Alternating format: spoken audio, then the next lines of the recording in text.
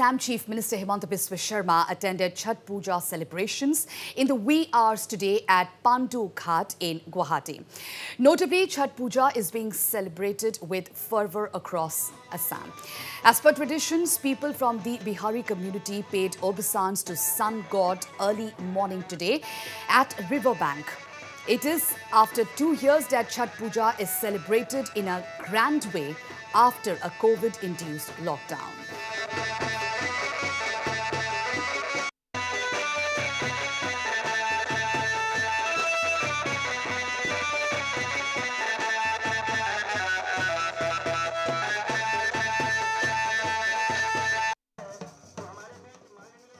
ভক্তপ্ৰাণ ৰাইজে আজি ছট পূজা পালন কৰে।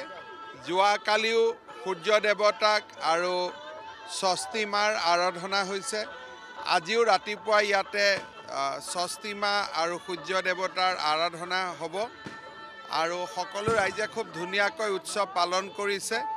মই সকলো অসমবাসী ৰাইজ ভাৰতৰ ৰাইজক এই ছট পূজা উপলক্ষে অভিনন্দন জনাইছোঁ।